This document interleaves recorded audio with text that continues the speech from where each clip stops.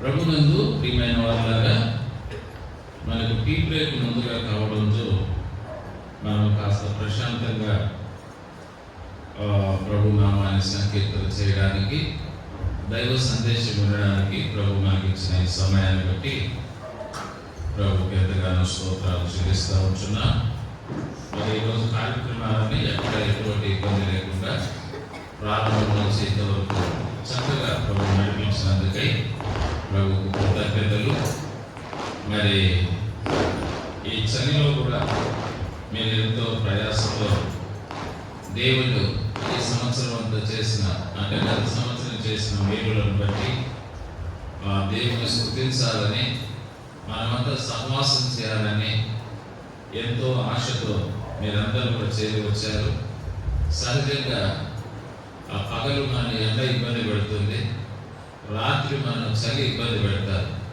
ఈ రెండు ఇబ్బంది అన్నమాట. కొన్నిసార్లు పగలు ఎందుకు రాలేదంటే చాలా ఎండ అంటారు, రాత్రి ఎందుకు రాలేదంటే చలి అంటారు. అయితే చలి కంటే ఎండ కంటే దేవుని ప్రేమ ఎంతో గొప్పది కాబట్టి ఆ ప్రేమను బట్టి మనం అంతా కూడా ఆయన సన్నిధిలో కృతజ్ఞతాపూర్వకంగా చేరి వచ్చినాం. మరి ఇంటి ధన్యతను దేవుడు మనకి ఇచ్చినందుకై దేవునికి ఎంతగానో స్తోత్రాలు. మరి చలిని లెక్క చేయకుండా ఆయన సన్నిధిలో గడపడానికి మరి కుటుంబాలుగా చేరి వచ్చినందుకై మీ అందరికీ ప్రభు పేరిట నా ప్రేమ వందనాలు. మరి ఈ మొదటి రోజు మాత్రమే కాకుండా మరి సంవత్సరం అంతా కూడా ఇక మాకు చలిని కానీ ఎండని కానీ ఇంకోటి అని కానీ మనం చాలు చెప్పకుండా అందరం ఇలాగ దేవుడి సన్నిధిలో ఉంటే అది మనందరికీ ఆశీర్వాదకరం, దేవునికి మహిమ తెచ్చేది. కాబట్టి మొదటి రోజే కాదు, ఈ సంవత్సరం అంతా కూడా ఇటువంటి అనుభవాలతో మనం ఉన్నప్పుడే దేవుని నామానికి మహిమ కలుగుతుంది, మనకు ఆశీర్వాదం కలుగుతుంది. మరి అటువంటి అనుభవాలు దేవుడు మనకు దయచేయాలని మనం ప్రార్థన చేయాలి, మనం ప్రయత్నం చేయాలి. దేవుడు ఈ మొదటి దినాన్ని కుటుంబాలతో కలిసి మనం ఉన్నట్టుగా ప్రతి కూటంలోనూ ప్రతి ప్రభు దినంలోని ఈ విధంగా ఉండి ఆయన నామాన్ని మనం మహిమపరచుదాం. అటు కృప దేవుడు మనందరికీ అనుగ్రహించునుగాక. ఆమేన్. దేవుని వాక్యంలో నుంచి కొన్ని మాటలు మనం జ్ఞాపకం చేద్దాం. కీర్తన గ్రంథం 65వ కీర్తన, కీర్తన గ్రంథం 65వ కీర్తన 4వ వచనం మనం చదువుదాం. నీ ఆవరణంలో నివసించినట్లు నీవు ఏర్పరచుకొని చేర్చుకున్నవాడు ధన్యుడు. నీ పరిశుద్ధ ఆలయం చేత నీ మందిరములోని మేలు చేత మేము తృప్తి పొందేదము. తర్వాత 8వ వచనాన్ని మనం చదువుదాం. నీ సూచక క్రియలను చూచి దిగంత నివాసులను భయపడదురు. ఉదయ సాయంత్రముల ఉత్పత్తులను సంతోషభరితములుగా చేయించున్నావు. తర్వాత 11వ వచనాన్ని కూడా మనం చదువుదాం. సంవత్సరమును నీ దయా కిరీటము ధరింపజేసి ఉన్నావు, నీ జాడలు సారము వెదజల్లుచున్నవి. ఈ లేఖన భాగాలన్నింటినీ ప్రభు మన వినికిడిలో దీవించి ఆయన అవసరమైన సందేశాన్ని మనకు అనుగ్రహించునుగాక. ఆమేన్. ప్రభునందు ప్రియమైన సహోదరి సహోదరులారా, కీర్తన 65వ కీర్తనలో 4వ వచనంలో నీ ఆవరణం అన్నాడు, తర్వాత నీ పరిశుద్ధ ఆలయము అన్నాడు. అలాగే 8వ వచనంలో నీ సూచక్రియలు అన్నాడు, 11వ వచనంలో నీ జాడలు అన్నాడు. అన్ని నీ ఆవరణం, నీ పరిశుద్ధ ఆలయం, నీ సూచక్రియలు, నీ జాడలు అనే పదాలు అక్కడ కీర్తనకారుడు ఉపయోగిస్తున్నట్టుగా మనం చూస్తాం. ప్రియులా, అయితే ఇక్కడ దేవుడు ఏమై ఉన్నాడు అనేది మనం కూడా గమనిస్తే 2వ వచనంలో దేవుడు ఏమై ఉన్నాడో చూడండి.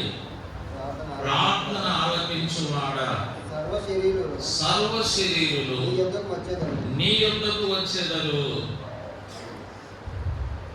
ఆయనకి ఏం పేరు పెట్టారంటే భక్తులు, ప్రార్థన ఆలకించువాడా.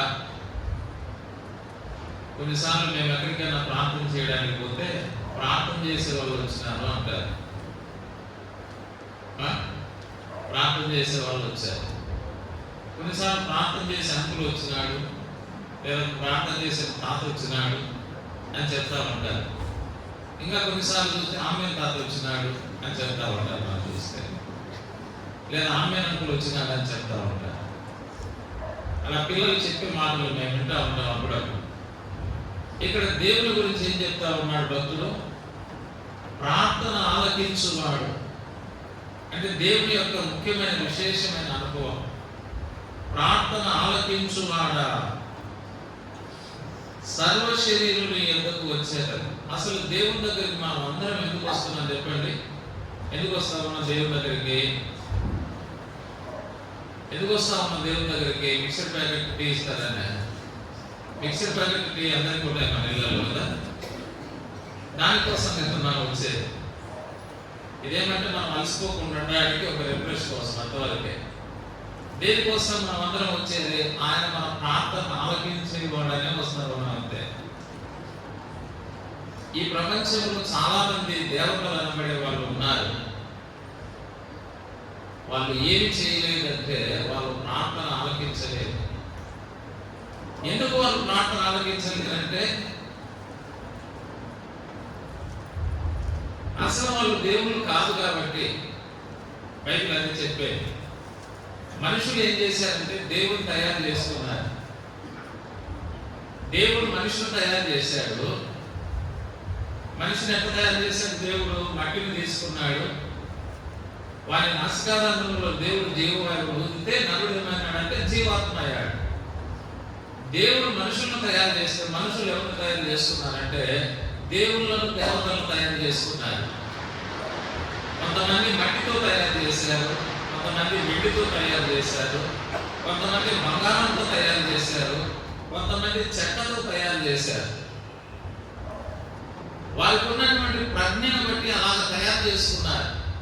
వాళ్ళు తయారు చేసుకున్న వారికి వాళ్ళు ఒక గుడి కట్టి ఆ గుడిలో పెట్టి, లేదా ఒక ఇంట్లో గూట్లో పెట్టి, లేదా ఒక కొండ మీద పెట్టి, లేదా ఒక చెట్టు మీద పెట్టి వాళ్ళు ఏం చేస్తారంటే ప్రార్థన చేస్తారు.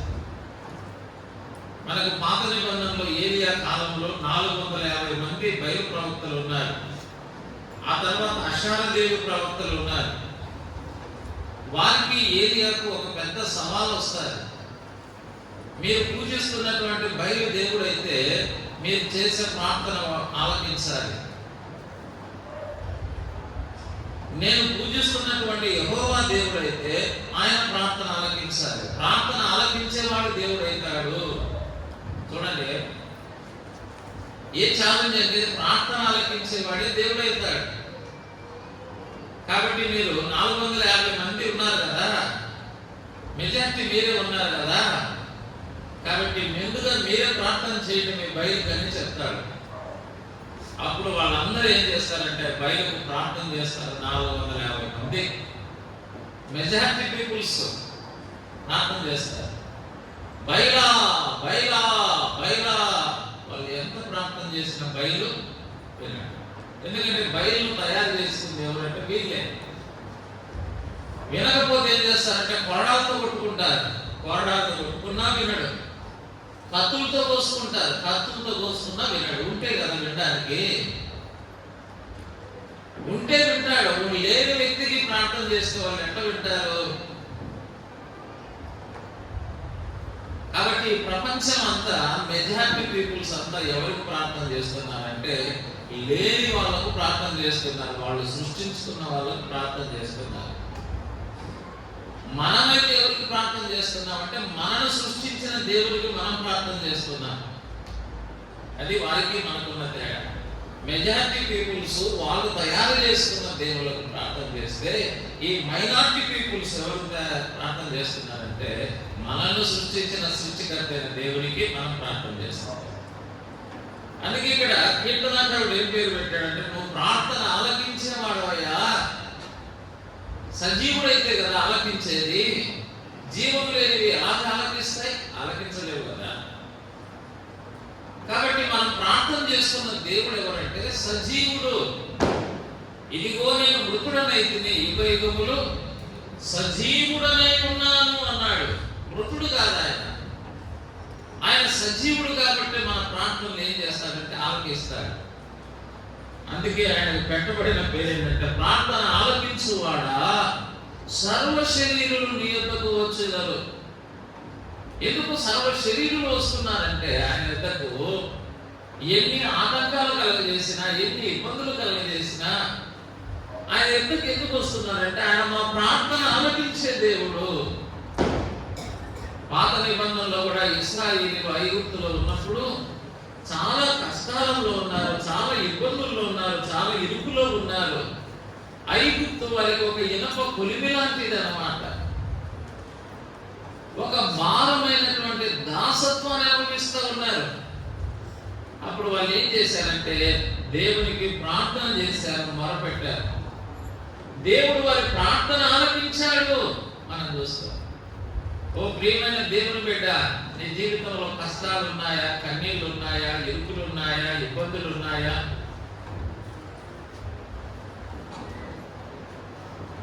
ఆనాడు ఇశ్రాయేలు ప్రజలు కూడా ఉన్నాయి. వారు దేవునికి ప్రార్థన చేశారు, దేవునికి మొరపెట్టారు. వారి మొరను దేవుడు ఏం చేశాడంటే వారి ప్రార్థన దేవుడు ఆలకించాడు. నాడు ఇశ్రాయేలీయులు దేవుని ప్రజలు, నేడు విశ్వాసులమైన మనం దేవుని ప్రజలం. ఆయన మన ప్రార్థనలు ఆలకించే దేవుడు అనేది మనం ఎన్నడూ కూడా మర్చిపోకూడదు.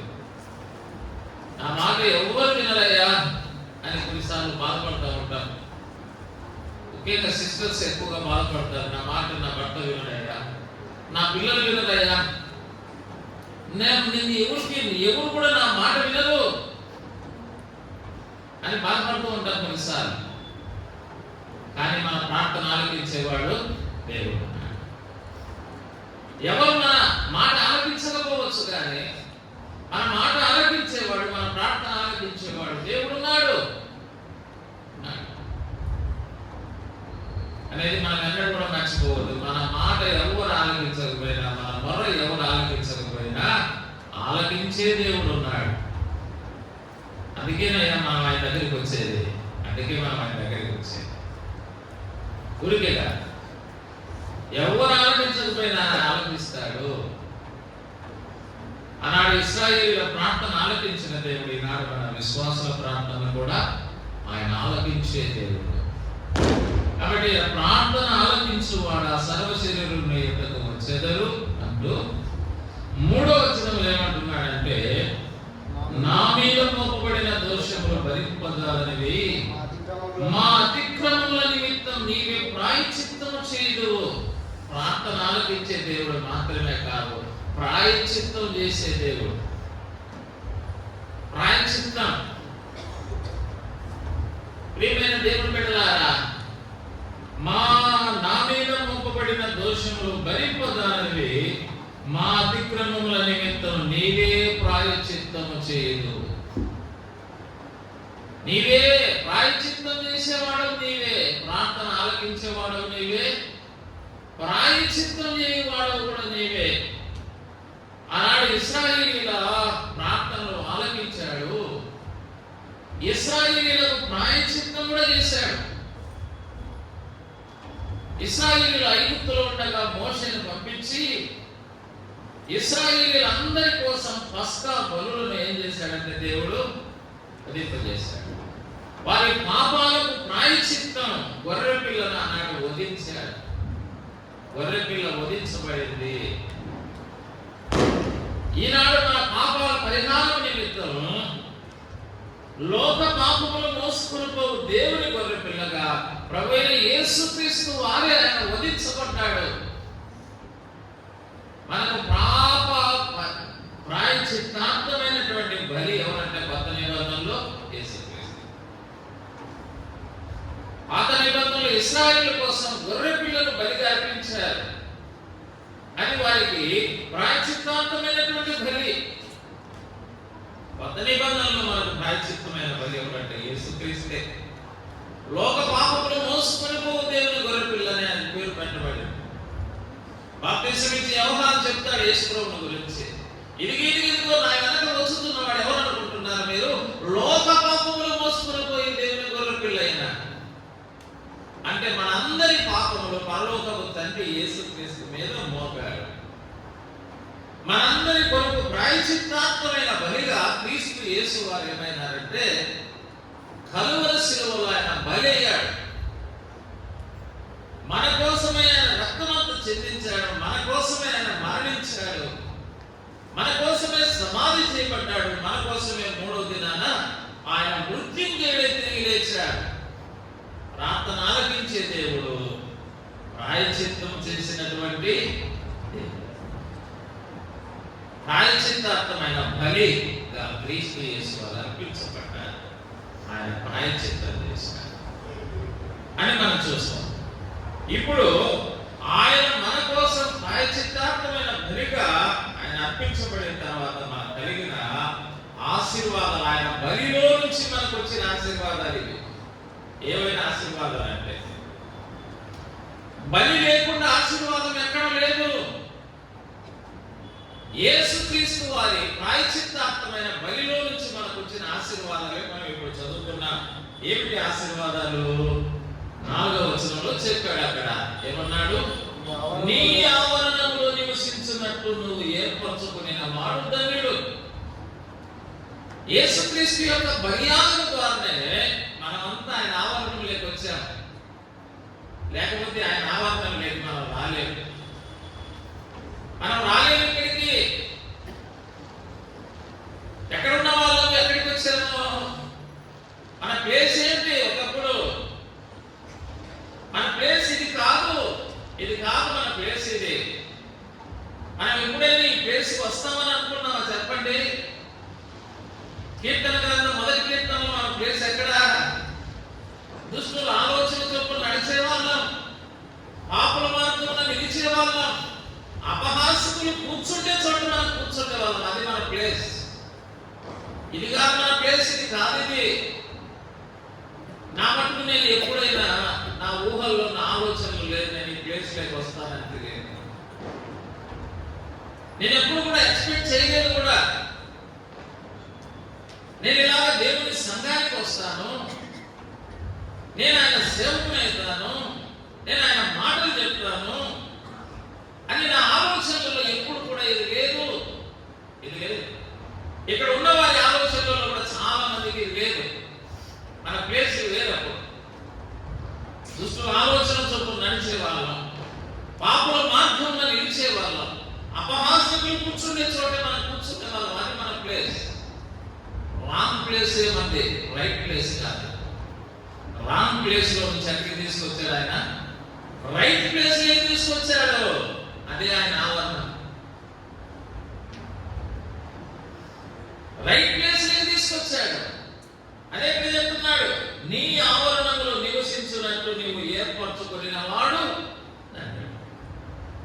ఆయన ఆవరణంలోనికి మనం తీసుకొచ్చాడు. ఆయన ఆవరణంలోకి తీసుకొచ్చాడు. నీ ఆవరణంలో నివసించున్నట్టు నీవు ఏర్పరచుకుని చేర్చుకునే వాడు ధన్యుడు. ఒకప్పుడు ఎవరు అంటే మనం దౌర్భాగ్యులం. ఇప్పుడు ఏం చేశాడు? ఈ దౌర్భాగ్యులను ఏం చేశాడు చెప్పండి? ధన్యులుగా చేశాడు. ధన్యులుగా చేశారు. దౌర్భాగ్యం క్రీస్తు యేసు బలియాగం ద్వారా ఈ దౌర్భాగ్యుడు ఏమైపోయినాడంటే ధన్యుడైనాడు. ఇది చూడండి, రోమాపత్రిక 7:24లో కూడా ఏం చెప్తున్నాడు? ఇక్కడ ఒక ఆయన కేకేస్తా ఉన్నాడు. ఏం కేకేస్తా ఉన్నాడు? 24లో, అయ్యో నేనెంత దౌర్భాగ్యుడను. అది ఆయన కేకగా కాదు, మన కేక కూడా. అయ్యో నేనెంత దౌర్భాగ్యుడను, ఇంటి మరణములకు లోనకు ఈ శరీరం నుండి నన్ను ఎవరు విడిపించును? నేను దౌర్భాగ్యుడనయ్యా. ఎవరైనా సామాన్యమైన వ్యక్తి కాదు, మళ్ళీ సామాన్యమైన వ్యక్తి కాదు. బెన్యామీను గోత్రంలో పుట్టినవాడు, 8వ దినమున సున్నతి పొందినవాడు, గమలీయేలు పాదముల యొక్క విద్యను అభ్యసించిన వాడు, ధర్మశాస్త్రములో పట్టా పొందిన పరిచయుడిగా ఉన్నాడు. తన సమాన వయస్కులలో అందరికంటే ఆధిక్యత కలిగిన వ్యక్తిగా ఉన్నాడు. ఎన్నో ఆధిక్యతలు తన జీవితంలో ఉన్నాయి. కానీ అతను ఏమన్నాడంటే నేను దౌర్భాగ్యుడను అన్నాడు. నేను దౌర్భాగ్యుడు.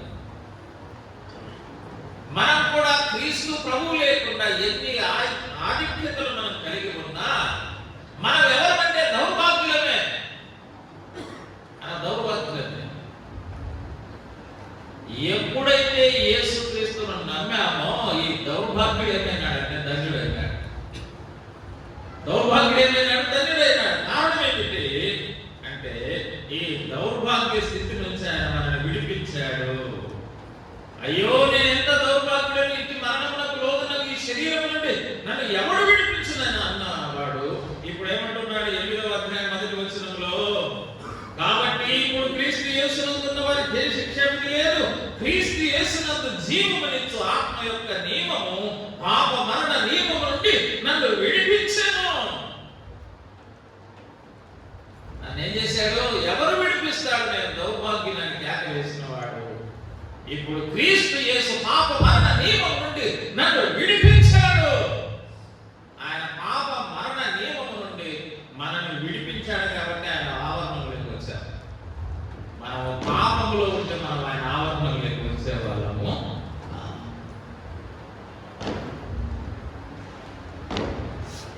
ఆనాడు ఇశ్రాయేలు ప్రజలను కూడా ఐగుప్తు బానిసత్వం నుంచి విడిపించాడు. ఈనాడు మనల్ని కూడా పాప బానిసత్వం నుంచి ఆయన విడిపించడం ద్వారానే ఆయన ఆవరణలోకి వచ్చారు. అందుకే ఒకప్పుడు దౌర్భాగ్యులము, ఇప్పుడు మనం ఏమైనాము? ధన్యులమైనాము. యేసుక్రీస్తు బలియాగం ద్వారా దౌర్భాగ్యులైనటువంటి వ్యక్తి ధన్యుడుగా మార్చబడ్డాడు. ఇదెంత గొప్ప భాగ్యం! ఇదెంత గొప్ప భాగ్యం! నా ప్రియమైన సహోదరుడా, సహోదరి, దేవుని వాక్యం వింటున్న నీవు కూడా క్రీస్తు యేసునందు విశ్వాసం ఉంచకుండా, పాపం నుంచి విడిపించబడకుండా నువ్వు అలాగనే జీవిస్తావు అంటే నువ్వు దౌర్భాగ్యుడివే, దౌర్భాగ్యుడివే. క్రీస్తు యేసునందు విశ్వాసం నుంచి పాపం నుంచి నువ్వు విడిపించబడి ఉంటే నువ్వు ధన్యుడివే, నువ్వు ధన్యురాలివే. ధన్యుడవే, ధన్యురాలి. నీ ఆవరణములు నివసించినట్టు నన్ను ఏం చేశావు? నువ్వు ఏర్పరచుకున్నావు, చేర్చుకున్నావు. నేను ధన్యుడిగా చేశాను. దౌర్భాగ్యులను ధన్యుడిగా చేశాడు. ఎంత గొప్ప ధన్యుడు! ఆ తర్వాత ఏమన్నాడు? నీ పరిశుద్ధాలయం చేత, నీ మందిరములోని మేలు చేత మేము తృప్తి పొందేదము. దౌర్భాగ్యుడనైనా నన్ను నువ్వు ధన్యుడిగా చేసావయ్యా అని చెబుతూ రెండవ మాట ఏమంటున్నాడు? నీ పరిశుద్ధాలయం చేత, నీ మందిరములోని మేలు చేత మేము తృప్తి పొందేదము. నీ మందిరంలో మేలు చేత మేము ఏం పొందామంటే తృప్తి పొందాం. వాస్తవమే ప్రియుల, ఆయన మందిరములు మనం చేరి వస్తూ ఉన్నప్పుడు ఇంతవరకు మనం ఎన్నో సాక్ష్యాలు మనం విన్నాం. రాజరావన్న కానీ, హుసేనన్న కానీ, జాన్ గారు కానీ, శ్రీనివాస్ కానీ, యేసురత్నం గారు కానీ, వెంకటేష్ కానీ మనకు ఇచ్చినటువంటి సాక్ష్యాలలో మేలు చేత మమ్మల్ని ఏం చేశావు? నువ్వు తృప్తి పొందావు. వాస్తవమే, యెహోవా అందరికీ ఉపకారి. ఆయన సన్నిధికి మనం వస్తుండగా, ఆయన మందిరానికి మనం వస్తుండగా ఆయన మనల్ని మేలు చేత ఏం చేస్తున్నాడు? ఆయన తృప్తి పొందించాడు. మేలు చేత, మేలు చేత, మేలు చేత, మేలు చేత, నీ పరిశుద్ధాలయము చేత, నీ మందిరములోని మేలు చేత మేము తృప్తి పొందేదము. ఎలాగున్నామంటే తృప్తిగా ఉన్నాం. ఎలాగున్నాం? మేము మేము తృప్తిగా ఉన్నాం. కాబట్టి ఆయన సన్నిధికి వచ్చే ప్రజలు అసంతృప్తితో జీవిస్తున్న దేవుడికి ఇష్టం లేదు. వారిని ఏం చేసేవాడు? ఆయన తృప్తిపరుస్తున్నాడు. దేవుడు తృప్తిపరచకపోతే ఎవరు తృప్తిపరచలేరు. ఎవరైనా తృప్తిపరుస్తారా? దేవుడు తృప్తిపరచకపోతే ఎవరు తృప్తిపరచలేదు. ఆయన వేరు చేత మనం ఏం చేస్తా ఉన్నాడంటే తృప్తిపరుస్తా ఉన్నాడు. ఆత్మీయంగా మనం తృప్తిపరిచేవాడు, ఆర్థికంగా తృప్తిపరిచేవాడు, ఆరోగ్యపరంగా తృప్తిపరిచేవాడు, విద్యాపరంగా తృప్తిపరిచేవాడు, ఉద్యోగపరంగా తృప్తిపరిచేవాడు. ఆయనే మనల్ని తృప్తిపరిచేవాడు. ఆయన తృప్తిపరిచే అంటే 103వ కీర్తనలో కూడా దావీదు ఏమంటాడు? మేలుతో నా హృదయం తృప్తిపరిచినవయ్యా నువ్వు అన్నాడు. 107వ కీర్తనలో ఏమంటాడు కీర్తనకారుడు? ఆశ కలిగిన ప్రాణాన్ని నువ్వు తృప్తిపరిచినవయ్యా అంటాడు. కాబట్టి ఆయన తృప్తిపరిచే దేవుడు. ఎంతమందిని ఆయన తృప్తిపరుస్తారు? ఎంతమందిని ఆయన తృప్తిపరుస్తారు? మనం అంటూ ఉంటాం కదా, అందరినీ తృప్తిపరచాలంటే మన చేత కాదులే బ్రదర్ అంటూ ఉంటాం కొన్నిసార్లు. వాస్తవం మన చేత కాదు. మన చేత ఏమైందని చెప్పండి? ఏమైంది? మన చేత ఎప్పుడు కూడా కాదు, దాని ప్రభు చేత అవుతుంది. యేసు ప్రభు దగ్గరికి ఒకసారి వాక్యం వినడానికి జన సమూహం వచ్చారు, వేల మంది వచ్చారు. మన దగ్గరికి 100 మంది వచ్చేటప్పటికి బరువు అవుతారు, కానీ ప్రభు దగ్గరికి వేల మంది వచ్చారు. వేల మంది వచ్చారు. 3 రోజులు అక్కడ ఉన్నారు. వాళ్ళు తెచ్చుకున్న ఆహార పదార్థాలు తిన్నారు, అది అయిపోయినాయి. శిష్యులు ఏమంటున్నారంటే, ప్రభు 3 రోజుల నుంచి వాళ్ళు ఏడే ఉన్నారు, తెచ్చుకున్నామని తిన్నారు, వాళ్ళని ఇంటికి పంపించి అంటే ప్రభు అన్నాడు, వాళ్ళకు మీరు ఆహారం పెట్టి పంపించండి అన్నాడు. ప్రభు ఇంతమందికి ఆహారం పెట్టి పంపించాలంటే సాధ్యం కాదు. 200 దేనారాలు కావాలి. ఒకవేళ డబ్బు మేము కలెక్ట్ చేయగలుగుతాం, కానీ ఇంతమందికి రొట్టెలు తయారు చేసే వాళ్ళు ఎవరు లేరు, దయచేసి మీరు పంపించండి అని ప్రభువుకి ఇష్టం లేదు. ఎందుకంటే వాళ్ళు మార్గ మధ్యంలో సోలిపోయి ఎక్కడైనా పడిపోతారు. నా దగ్గరికి వచ్చి మార్గ మధ్యంలో పడిపోయినారంటే ఎవరికి చనిపోయారు? ఎవరికి చనిపోయారు చెప్పండి? యేసు దగ్గరికి వెళ్ళారంట, వాక్యం విన్నారంట, అన్నం లేక వచ్చి పడిపోయినారంట. ఎవరికి చనిపోయారు? నేను వారి మీద కనికరపడుతున్నాను. మీ దగ్గర ఏమున్నాయి చెప్పండి అన్న. ఏమి లేవు ప్రభా. ఒక చిన్నవాడు వచ్చాడు, 5 రొట్టెలు 2 చిన్న చేపలు ఉన్నాయి ప్రభు అంటే, ఆ చిన్న వారి దగ్గర ఉన్న 5 రొట్టెలు 2 చిన్న చేపలు ప్రభు చేతిలో పెట్టాడు. వాటిని ప్రభు ఆశీర్వాదించి 50 మందిగా 3 మందిగా పంక్తులు పంక్తులుగా కూర్చోమని చెప్పండి, వారికి వడ్డించండి అన్నాడు. 5 రొట్టెలు 2 చేపలు అందరికీ వడ్డించి పురుషులే 5,000 మంది తిన్నారంట. 5,000 మంది పురుషులు అంటే 5,000 మంది స్త్రీలు కూడా ఉంటారు. ఇక పిల్లలంగా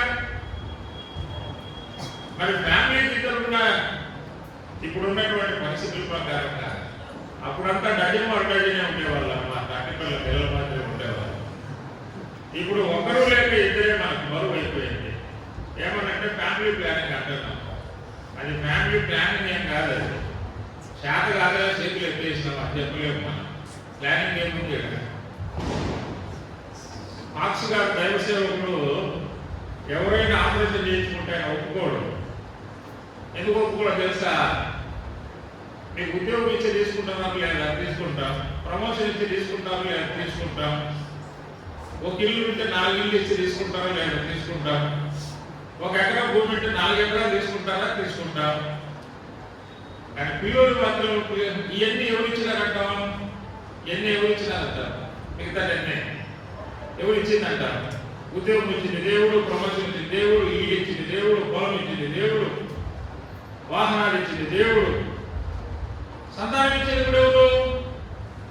అయ్యన్యము ఎన్ని ఇచ్చినా తీసుకుంటామంట, సంతానం మాత్రము ప్రభావ ఒకసారి స్వామి అంటామంట. మిగతా కూడా అన్నావు కదా, ఒక పిల్లలు తల్లి స్వామి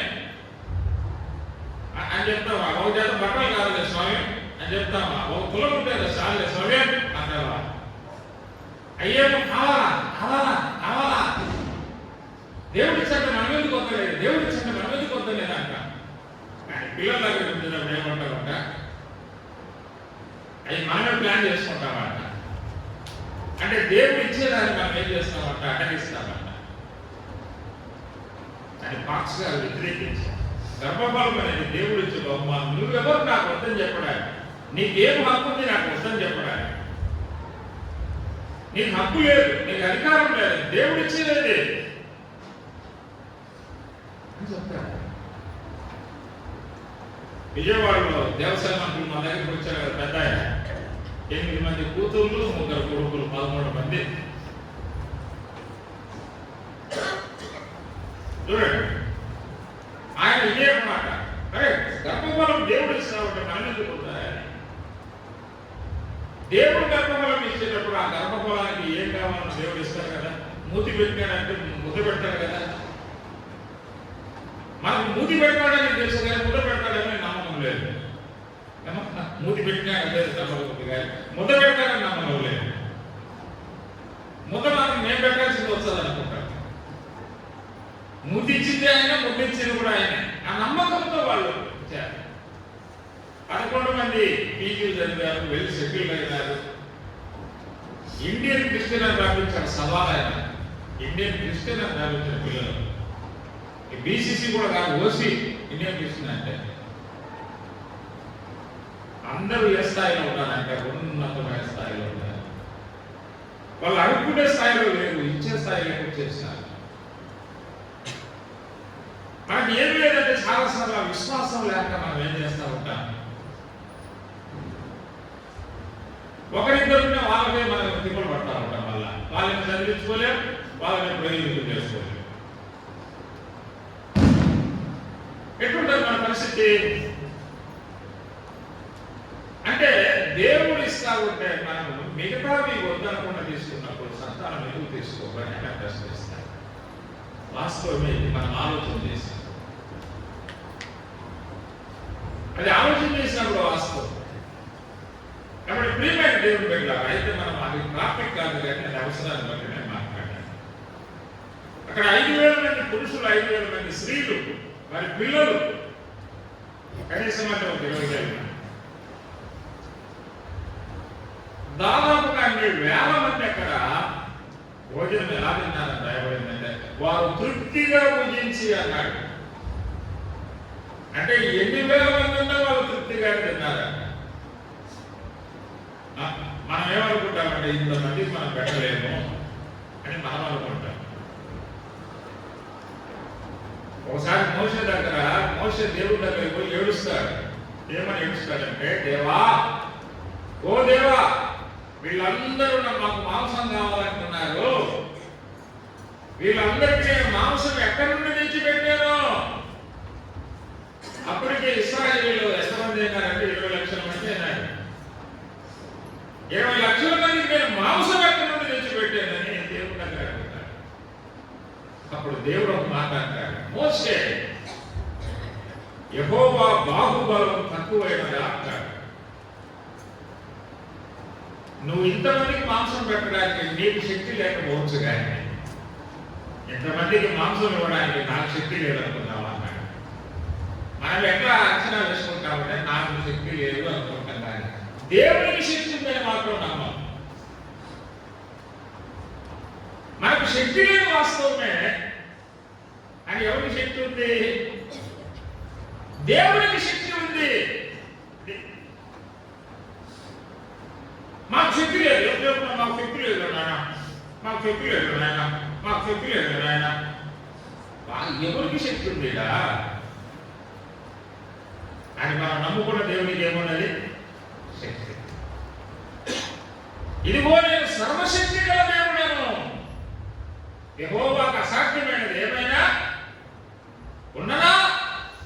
ఏమైనా ఉందా చెప్పండి. ఆయన కొందరు యెహోవా బాహుబలం తక్కువ కాదు కదా. కాబట్టి ఆయన ప్రజలు, ఆయన బాహుబలం అన్నది తక్కువ కాదు. కాబట్టి ప్రియమైన దేవుడు బిడ్డలుగా అన్ని వేల మంది ఏమైనా తృప్తి పొందారు. కాబట్టి ప్రభు ఎంతమందినైనా ఏం చేయగలుగుతాడంటే ఆయన తృప్తిపరచగలుగుతాడు. ఎంతమందినైనా ఆయన తృప్తిపరుస్తాడు. ఎంతమందినైనా తృప్తిపరుస్తాడు. అందుకే నీ మందిరములోని దేవుల చేత మేమేమవుతున్నాము? తృప్తి పొందేదము. తృప్తి పొందేదము.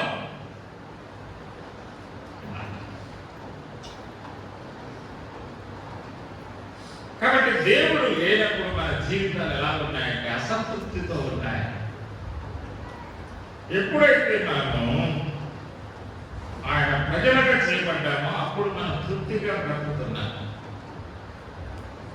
మనం తృప్తిగా బ్రతుకుతున్నాం అంటే ఇస్తేనే తృప్తి అని కాదు. బైబిల్లో చెప్పబడే ఒక మాట చూడండి. ఫిలిప్పీయులకు రాసిన పత్రిక 4వ అధ్యాయం, ఫిలిప్పీ పత్రిక 4వ అధ్యాయం 11-12 వచనాలు ఏమన్నారు చెప్పండి. నాకు పొదువ కలిగినందున నేను ఇలాగ చెప్పుకోలేదు.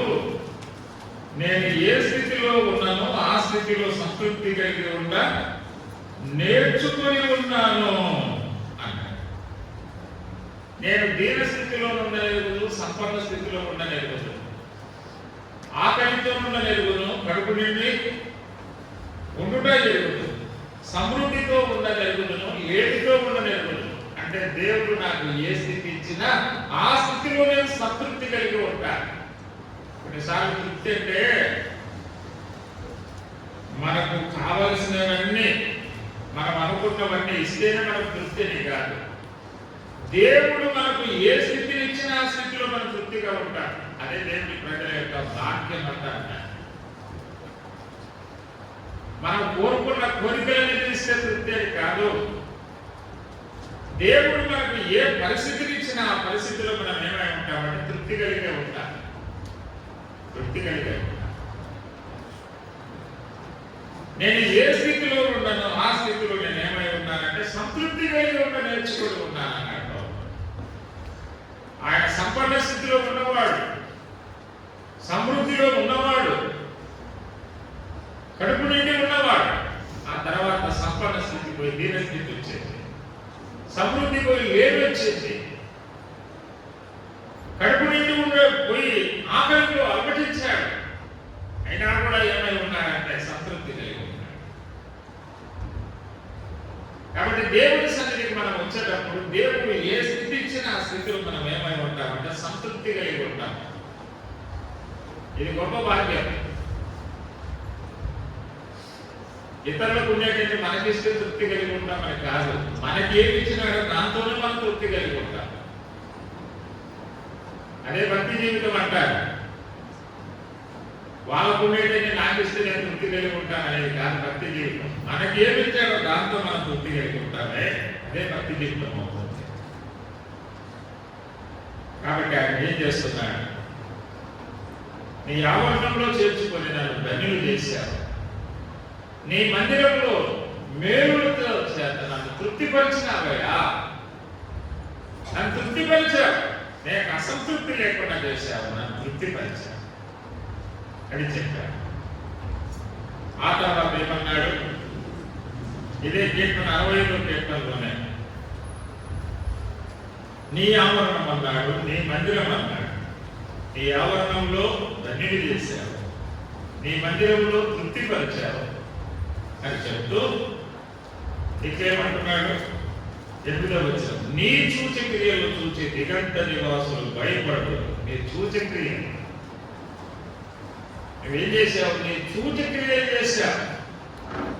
ఆనాడు ఇశ్రాయేలు ప్రజల విషయంలో దేవుడు సూచక్రియలు చేస్తే ఆ సూచక్రియలను చూసి అన్యులు ఏమైపోయినారంట? భయపడిపోయినారంట. ఎరుకో పట్టణంలో రాహాబు అనే స్త్రీ చెబుతుంది, అయ్యా మీ దేవుడైన యెహోవా చేసిన కార్యాలు మేము విన్నప్పుడు గుండెలు ఏమైపోయినాయి, కరిగిపోయినాయన. అంటే దేవుడు చేసిన సూచక్రియలు అగ్నిలోకి ఏం కలుగజేస్తాయంటే భయాన్ని కలుగజేస్తున్నాయి. అదే అక్కడ చెప్తున్నారు 8వ వచనంలో, నీ సూచక్రియలను చూసి దిగంత నివాసులు భయపడుతురు. వాళ్ళు ఏమవుతున్నారంటే భయపడుతున్నారు. మనం ఏం చేస్తున్నామంట, ఉదయ సాయంత్రముల ఉత్పత్తులను నీవు సంతోషభరితములుగా చేయించు. దేవుని కార్యాలు ఇతరులకు భయం కలిగిస్తూ ఉంటే మనకు సంతోషం కలిగిస్తూ ఉంటాయి. దేవుని ప్రజల జీవితాలలో దేవుడు సూచక్రియలు ఆయన జరిగిస్తూ ఉన్నాడు. పాత నిబంధనలో ఎన్ని సూచక్రియలు, ఫరో యొక్క దాదాపు 10 సూచక్రియలు దేవుడు జరిగించాడు. ఆ తర్వాత ఎర్ర సముద్రం దగ్గర సూచక్రియ, నీళ్లు కావాలంటే బండలో నుంచి నీళ్ళు ఇచ్చి సూచక్రియ, ఆహారం కావాలంటే పరలోకం నుండి మన్నాను కురిపించి సూచక్రియ, ఇలాగ ఎన్నో సూచక్రియలు చేశారు. అలాగే శత్రువులు వారిని నాశనం చేయాలని వస్తే శత్రువులు సమూల నిర్మూలన చేసే దేవుడు సూచక్రియ. కాబట్టి దేవుని ప్రజల జీవితాలలో దేవుడు ఎన్నో సూచక్రియలు చేశారు. మన జీవితాల్లో కూడా ఎన్నో చేస్తున్నాడు. మనకి ఎప్పుడు ఏ సూచక్రియ అవసరమో ఆ సూచక్రియ చేస్తారు. కొత్త నిబంధనలో యేసు ప్రభు వారు చేసిన మొదటి సూచక్రియ ఎక్కడంటే కానా వివాహంలో చేశారు. వివాహం అనేది కూడా ఒక సూచక్రియ. ద్రాక్షారసం అయిపోయింది, అక్కడ కేకలు అల్లరి ప్రారంభమైంది. మరియమ్మ గారు అక్కడ ఉన్న పరిచారకులతో చెప్పారు, ఆయన మీతో చెప్పినది చేయండి, ద్రాక్షారసం వచ్చేస్తుందని చెప్పి. అప్పుడు యేసు ప్రభు వారు చెప్పినట్టుగా వాళ్ళు చేశారు. బాణాలైన నీళ్లు నింపారు. ఇక పొయ్యండి ప్రభు చెప్పగా ఆ నీళ్లు తీసుకుపోస్తే ఏమైందంటే ద్రాక్షారసం. ఆయన మొదటి సూచక్రియ ఎక్కడంటే వివాహంలోనే. వివాహము గందరగోళం కాకూడదు, అది ఘనంగా ఉండాలి సూచక్రియ. కుటుంబ బంధాలలో ఆయన సూచక్రియలు చేస్తూ ఉన్నాడు. లేకపోతే ఎన్ని కుటుంబాలు పాడైపోయాయి.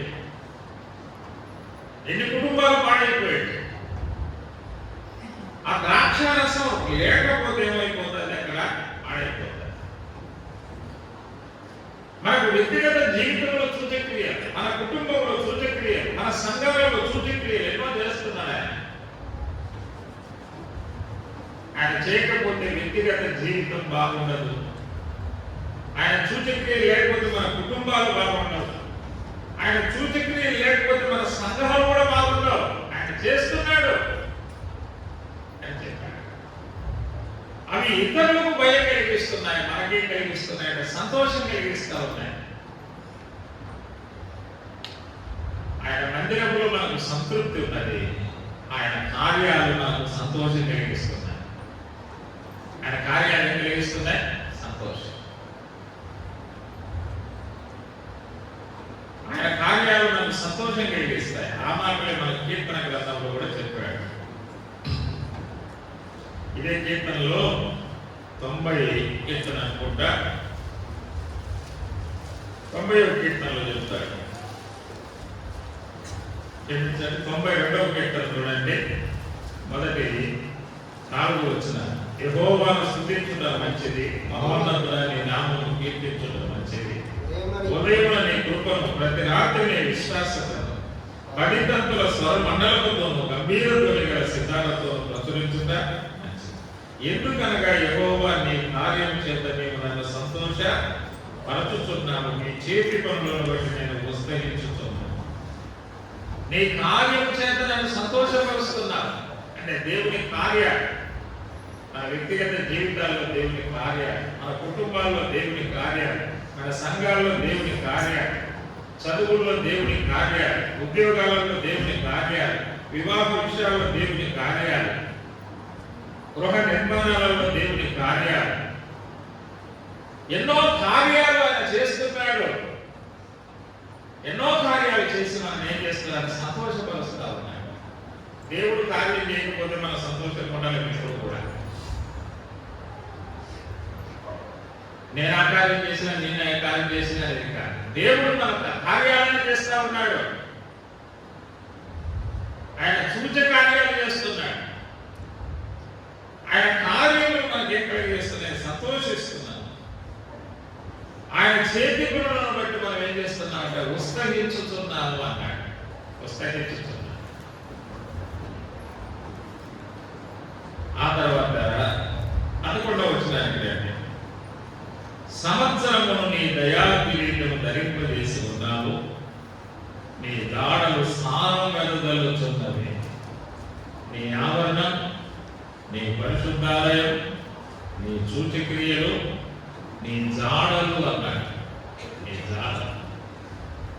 సంవత్సరము నీ దయా కిరీటమును ధరింపజేసి ఉన్నావు, నీ దాడలు సారం వెదజల్లుచున్నవి. ఈ నూతన సంవత్సరాన్ని మనకు ఒక దయా కిరీటంగా దేవుడు ఇచ్చాడు. ఇది ఆయన దయ, మన గొప్పతనం కాదు. మనం ఎప్పుడు కూడా ఒక నిమిషం, ఒక గంట, ఒక రోజు, ఒక వారం, ఒక నెల, ఒక సంవత్సరం మనం మార్పు చెందుతా ఉన్నామంటే అది దేవుని యొక్క దయ. దేవుడు దయ చూపించకపోతే మనం ఒక నిమిషంలో నుండి ఇంకొక నిమిషంలో ప్రవేశించలేము. ఒక గంటలో నుంచి ఇంకో గంటలోకి రాలేము. ఒక వారంలో నుండి ఇంకొక వారంలోకి రాలేము. ఒక నెలలో నుండి ఇంకొక నెలలోకి రాలేము. ఒక సంవత్సరంలో నుండి మరొక సంవత్సరంలోనికి ఆయన దయ. అదే చెప్పాడు అక్కడ, సంవత్సరమును నీ దయా కిరీటం ధరింపజేసి ఉన్నావు. దయా కిరీటం అన్నాడు. కాబట్టి మరొక నూతన సంవత్సరాన్ని దేవుడు మనకు ఇచ్చాడంటే అది ఆయన దయా కిరీటం అన్నాడు. ఆయన దయచేత ఈ ఆయుష్, ఈ ఆరోగ్యం అనే కిరీటం మనకు వచ్చింది. అది చెప్పాడు. సంవత్సరము నీ దయా కిరీటమును ధరింపజేసి ఉన్నావు, నీ దాడలు సారం వెదజల్లుచున్నవి. నీ దాడలు ఏమవుతున్నాయి? సారం వెదజల్లుతుంది. ఈ సంవత్సరము సారం లేని జీవితం కాదు, సారవంతమైన జీవితాన్ని మనకి ఇస్తాడు. ఈ నూతన సంవత్సరంలో ఏ జీవితం కావాలనుకుంటున్నాను? గత సంవత్సరంలో నిస్సారమైన జీవితం ఒకవేళ మనం జీవిస్తా ఉంటే ఈ సంవత్సరం ఏమిస్తాడు? సారం. ఒక భూమి సారవంతం కావాలంటే దాంట్లో ఏం కావాలి చెప్పండి? ఏం కావాలి? భూమి సారవంతంగా ఉండాలంటే ఏ పైకి వచ్చినాల్లో చెప్పాడు చూడండి. 9వ వచనం, నీవు భూమిని దర్శించి దాన్ని కడుపుచున్నావు. ఏం కావాలంటే నీళ్లు కావాలి. సారవంతమైన భూమి కావాలంటే ఏం కావాలి? నీవు భూమిని దర్శించి దాన్ని కడుపుతున్నావు. దానికి మహదైశ్వరం కలుగజేస్తున్నావు. దేవుని నది నీళ్లతో నిండి ఉన్నాయి. నీవు భూమిని అట్లు సిద్ధపరిచిన తర్వాత వారికి ధాన్యము దయచేయుచున్నావు. నడపాలి. సారవంతమైన భూమి ఎప్పుడంటే నీళ్లు ఎక్కడ ఉంటాయో అక్కడ సారవంతమైన భూమిగా ఉంటుంది. నీళ్లు లేకుండా భూమిలో సారం ఏముండదు. ఒక భూమిలో పంట పండాలంటే నీళ్లు రావాలి. దేవుని వాక్యమనే నీరు. గత సంవత్సరం దేవుని వాక్యం అనే నీరు లేక నిస్సారమైన ఒక భూమిలో మనం ఉన్నామా? అయితే ఈ సంవత్సరం ఏమంటున్నాడు? నీళ్లతో నేను కడిపి దాన్ని సారవంతమైన భూమిగా చేస్తాను. సారవంతమైన భూమి. ఈ నూతన సంవత్సరంలో మన జీవితాల్లో దేవుని వాక్యము చేత మనం కలిసిపోవాలి. దేవుని వాక్యము చేత కలిసిపోవాలి.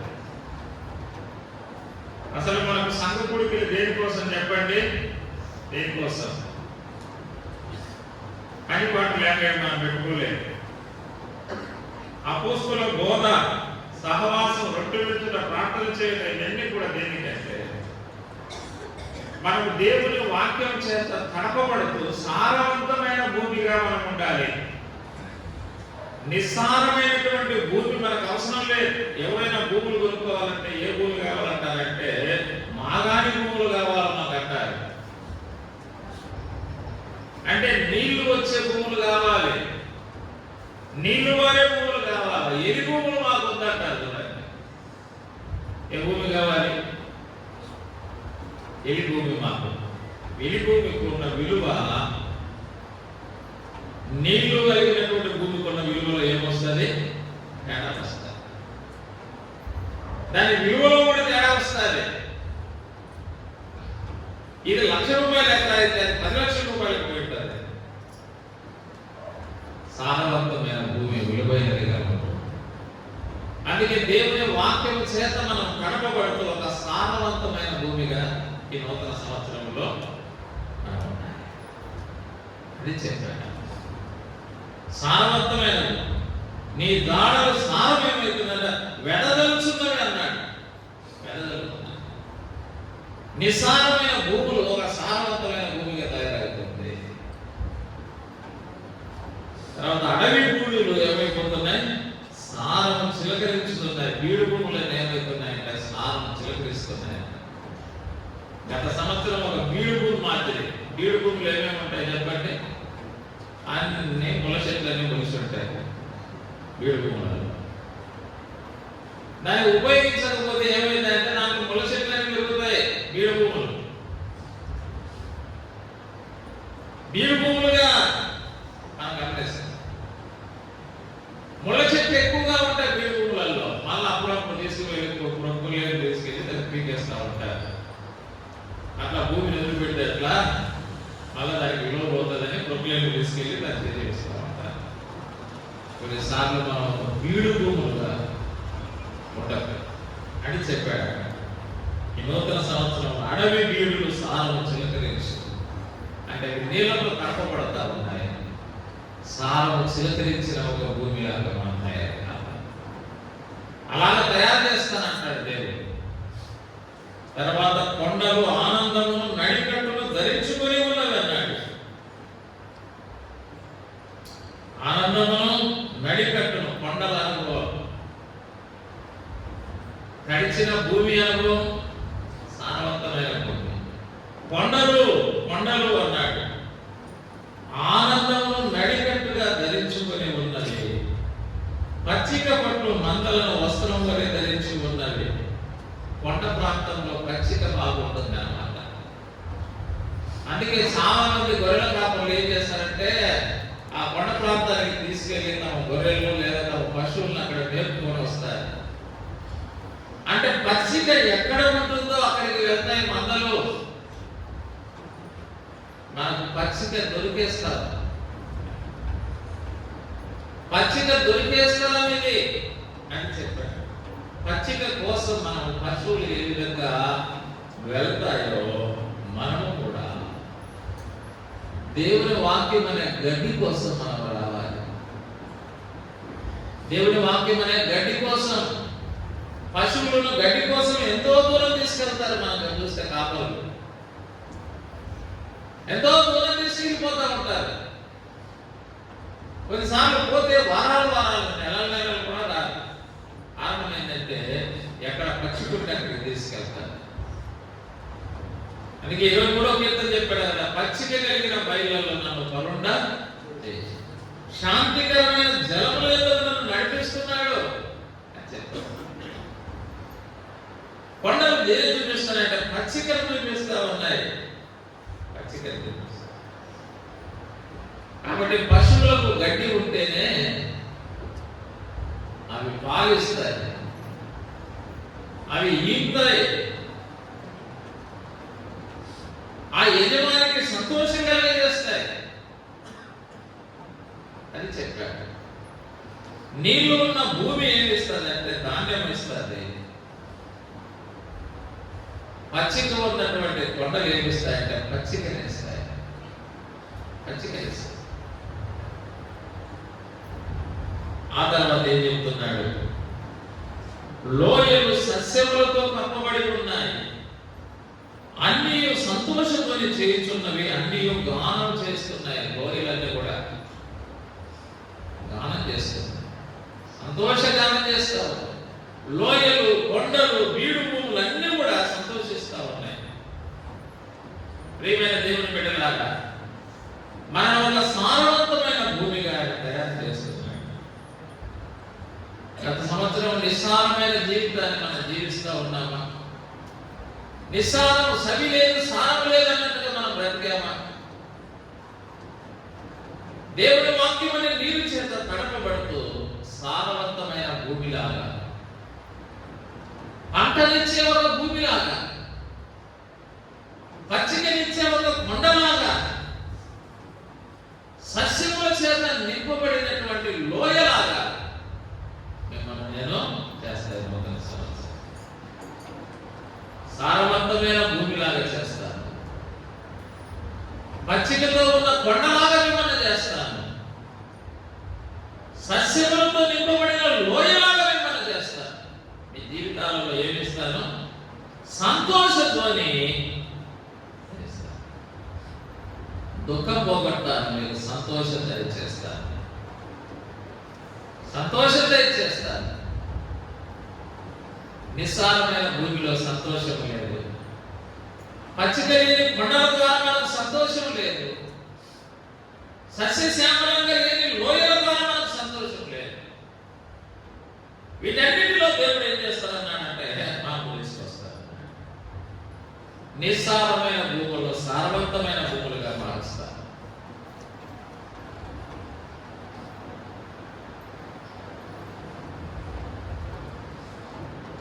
రాళ్ళు, రప్పలు, ముళ్ళులు ఉన్నటువంటి ప్రాంతాన్ని, కొండ ప్రాంతాలను పచ్చికతో నింపుతాను,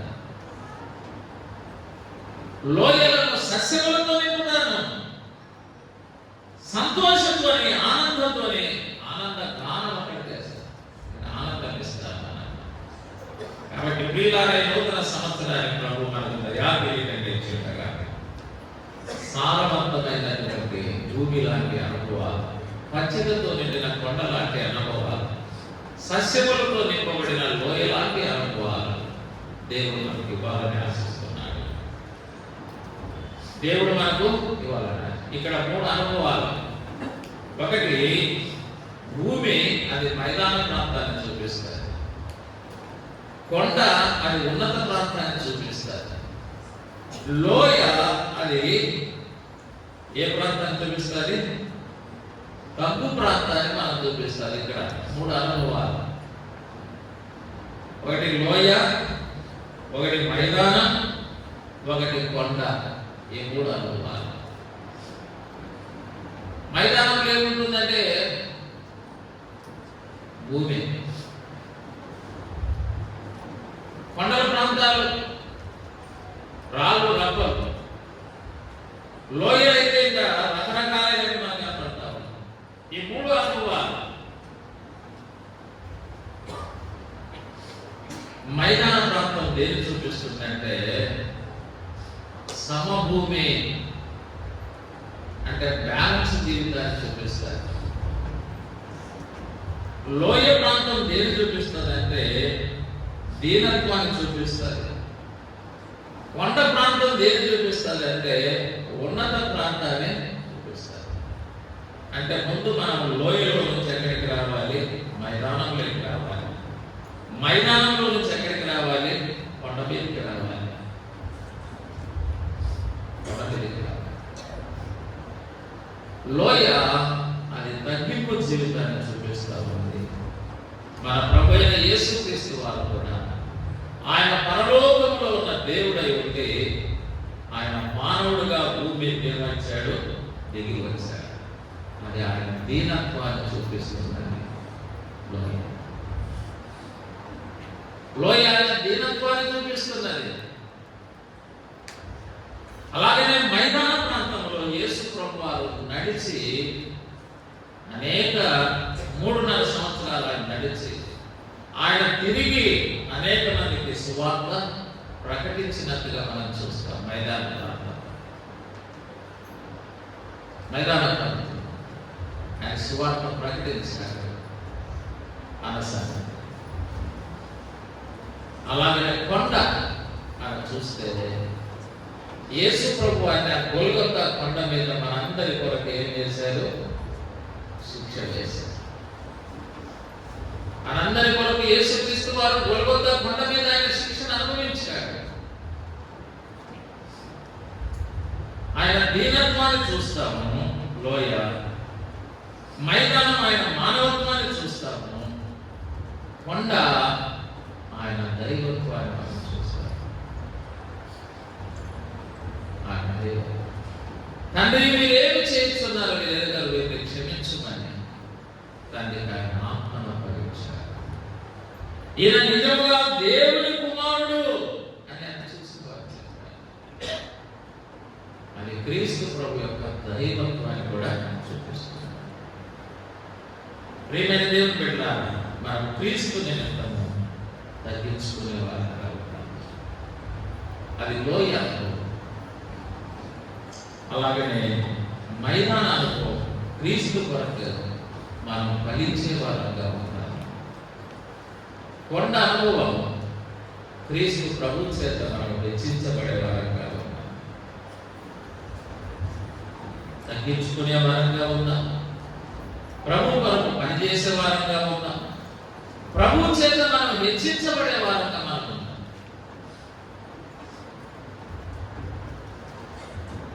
కాబట్టి సారవంతమైన ఒక భూమిలాగా, పచ్చికనిచ్చే ఒక కొండలాగా, సస్యములతో నింపబడిన ఒక లోయలాగా, ఈ అనుభవాలన్నింటిని బట్టి మీరు సంతోషిస్తారు, మీరు ఆనందిస్తారు అని చెప్పారు.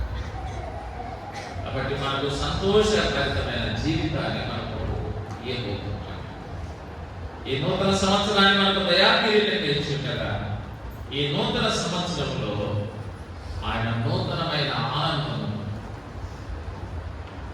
నూతనమైన ఆశీర్వాదములనిచ్చి మనల్ని, మన కుటుంబాలను ఆశీర్వాదించి అనేకులకు ఆశీర్వాదకరంగా చేయుగాక. ఆమేన్. దేవుడు ఇచ్చిన తలపులు మన అందరి కొరకై దీవించి దీవెనకరంగా మనం చేయుగాక. మరి మనందరి కోసం మన ప్రియులు అనేక సంఘ పెద్దలు హుస్సేన్ గారు ప్రార్థన చేయాల్సిందిగా వారి ప్రేమతో ఆహ్వానిస్తూ ఉన్నా.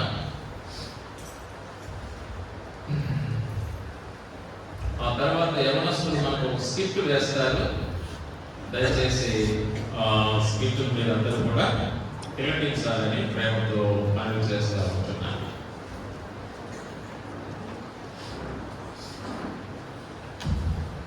ప్రభునందు ప్రియులారా, మరొక సంగతి, మా కుటుంబంలో 2023 సంవత్సరం మరొక మేలును మర్చిపోయాను. కుమార్తె శ్రావణికి ప్రభుత్వ ఉద్యోగం ప్రభు అనుగ్రహించారు. అంత ముందుగా ఒక ప్రైవేటు ప్రభుత్వ ఉద్యోగం, కానీ అది కాంట్రాక్ట్ బేసి కింద పనిచేస్తూ ఉండేది. అయితే పర్మనెంట్ పోస్టు కొరకే అప్లై చేయగా ప్రభు బిడ్డకు ఆ ఉద్యోగం దయచేశాడు. వాస్తవంగా బీసీసీకి అది సంబంధించిన ఉద్యోగం కాదు, ఓపెన్ కేటగిరీలో ఆ ఉద్యోగం వచ్చింది. మరి ప్రార్థించిన సంఘమందరికి ప్రేమ వందనాలు తెలియజేస్తున్నాం. ఇంకా వారి భవిష్యత్తు కొరకు మనందరం ప్రార్థనలో జ్ఞాపకం చేసుకోవాలని ప్రేమతో మనం చేస్తున్నాం. ప్రార్థన చేసుకుందామండి. దయగల మా ప్రభువా, కృపగల మా తండ్రి, మీకు స్తోత్రములు, కృతజ్ఞతలు మా ప్రభువైన యేసుక్రీస్తు పేరిట మీకు చెల్లిస్తున్నాం. దేవా, 2023 సంవత్సరం అంతా మీరు కాచి కాపాడారు. 2024లో దేవాలను మాకు మీరు మంచి ప్రవేశతను మాకు అనుగ్రహించినందుకు స్తోత్రం చెల్లిస్తున్నాం. మీ సన్నిధి ఆవరణంలో దేవా మేమందరం కూడి దేవా 2024లో ప్రవేశించడానికి మీరు కృప చూపించినందుకు స్తోత్రం చెల్లిస్తూ ఉన్నాం. స్నానం చేయవలసిన వారందరినీ నిండారుగా దీవించండి. అన్ని విషయాల్లో వారిని ఆదరించమని ప్రార్థన చేస్తున్నాం. మేమంతా లోయ అనుభవం కలిగిన వారమే. అయితే మీరు లేవనెత్తి మైదానంలో నింపారు, అందుని బట్టి మీకు స్తోత్రం చెల్లిస్తున్నాం. వారిలో కొంతమంది దేవా మరి కొండ అనుభవాన్ని కలిగి జీవించడానికి మీరు సహాయం చేస్తున్నందుకే స్తోత్రం చెల్లిస్తున్నాం. మీరైతే అందరూ నా పై స్థానంలో ఉండాలని మీరు కోరుకుంటున్నారు, కానీ వాటికి రావడానికి జనులు కొంతమంది ఇష్టపడలేకపోతున్నారు. అందరిని బట్టి మీ సందులో జ్ఞాపకం చేసుకుంటున్నాం. అందరినీ కూడా ప్రభువా ఉన్నతమైన స్థానంలో ఉంచడానికి మీరు ఇష్టపడుతున్నందుకు స్తోత్రం చెల్లిస్తున్నాం. మీ మందిర ఆవరణలో మాకెన్నో మేలు చేశారు, మా హృదయాలలో తృప్తిపరిచారు, ఆనందింప చేస్తున్నందుకే స్తోత్రం చెల్లిస్తూ ఉన్నాం. మా జీవిత కాలం అంతా ప్రభువా ఈ సన్నిధి కలిగి మిమ్మల్ని ఆరాధిస్తూ పూజిస్తూ మా యాత్ర కొనసాగడానికి మీరు సహాయం చేయమని ప్రార్థన చేస్తున్నాం. మీ పక్షాన్ని నిలబడి మీ మాటలు అందించిన మీ దాసుని కుటుంబాన్ని పిల్లలందరినీ దీవించి బలపరచమని ప్రార్థన చేస్తున్నాం. ఈ 2024 సంవత్సరంలో మీ దాసులు ఏ ప్రాంతంలో వెళ్ళి ఏ విధమైన సంగతులు అందించవలసినదో మీ ఆత్మ చేత సంధించండి, బలపరచండి. వారి ప్రయాణంలో తోడే ఉండండి, మంచి ఆరోగ్యం ఇచ్చి ఆదుకునండి. మీ జనులకు కావలసిన వర్తమానాన్ని మీ ద్వారా అందించినట్లుగా సహాయం చేయమని ప్రార్థన చేస్తున్నాం. స్థానిక సంఘ పెద్దలుగా ఉన్న ఎలీసా గారి కుటుంబాన్ని, రాజావారి కుటుంబాన్ని దీవించండి, బలపరచండి. సంఘాన్ని మరి ఉన్న వీళ్ళందరినీ మీరు బలపరచండి. ఇక సంఘంలో బాధ్యత కలిగి అది నా పని, దేవుని పని చేస్తే దేవుని ఉంటాయని ఆశించి పనిచేస్తున్న వారి ప్రతి కుటుంబాన్ని, ప్రతి వ్యక్తిని మీరు దీవించమని ప్రార్థన చేస్తున్నాం. సహాయం దయచేయండి. మెటుకు ప్రభువా ముందున్న కార్యక్రమాల్లో యవనస్తులు స్కిట్ వేస్తుండగా చక్కగా దేవ వాటిని రాణించడానికి కూడా కృప చూపించమని ప్రార్థన చేస్తున్నాం. ముఖ్యంగా తండ్రి మరి 2023 సంవత్సరంలో ఈ దేశ నాయకులు చేసిన పరిపాలనలో కొన్ని పొరపాట్లు దోషభరితమైనవి ఉన్నాయి. వాటిని మీరు మందించి 2024 దేవ చక్కటి పరిపాలన మీరు అందించే పరిపాలనలో వారు కొనసాగునట్లుగా సహాయం చేయమని ప్రార్థన చేస్తున్నాం. కృప చూపించండి. ప్రజలకు క్షేమకరమైన పరిపాలన అందించినట్లుగా కృప చూపించమని ప్రార్థన చేస్తున్నాం. ఇంతవరకు మీరు మాతో ఉన్నందుకు మీకు స్తోత్రం చెల్లిస్తున్నాం దేవా.